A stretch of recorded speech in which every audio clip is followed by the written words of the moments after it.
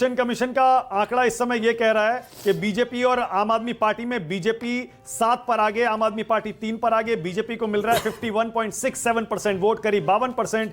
आम आदमी पार्टी को मिल रहा है करीब 43%। यानी बिल्कुल लोकसभा चुनाव। आज तक बीजेपी इस आंकड़े को छू नहीं पाई है। जब वो 93 में जीती भी थी तो इस वोट परसेंटेज के आसपास भी बीजेपी नहीं थी।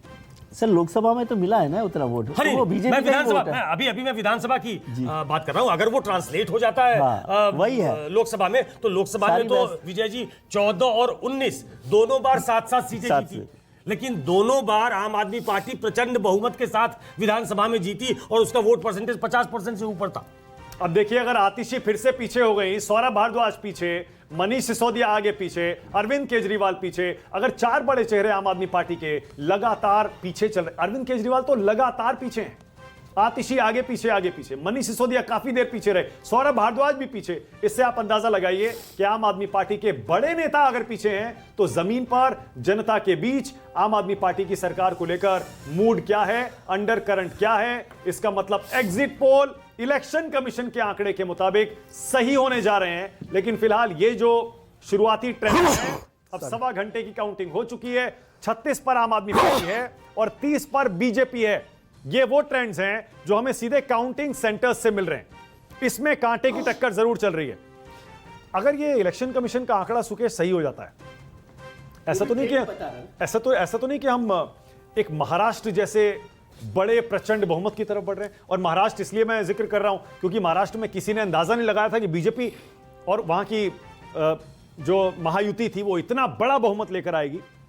ऐसा लग रहा है उसी तरह का बहुमत हो जाए। मैं आधे घंटे और वेट करूंगा, और अगर ये सौरभ भारद्वाज, आतिशी, ये तमाम लोग पीछे चल रहे हैं तो हम बिल्कुल महाराष्ट्र की तरफ देख सकते हैं और एक पैरेलल खींच सकते हैं कि शायद वो स्थिति दिल्ली में हुई है जो महाराष्ट्र में हुई थी, जिसका किसी को अंदाजा नहीं था। और यहां तो बहुत हल्ला करके कि वो डिलीशन और एडिशन उसको रोक भी दिया था अरविंद केजरीवाल ने, उसके बाद भी इसका मतलब कोई अंडर करंट था, कोई ऐसा अंडर करंट था जो आम आदमी पार्टी के बिल्कुल खिलाफ था। अगर इस तरीके से ये रुझान आधे घंटे के बाद भी अगर ये स्टेबल रहते हैं, क्योंकि सौरभ भारद्वाज उनके हिसाब से सौरभ भारद्वाज एक ऐसे कैंडिडेट हैं जिनके हारने का सवाल नहीं होता। सोमनाथ भारती उनके बड़े पॉपुलर कैंडिडेट है, वरुण बैठे हैं, वरुण कवर करते हैं, वरुण जानते होंगे।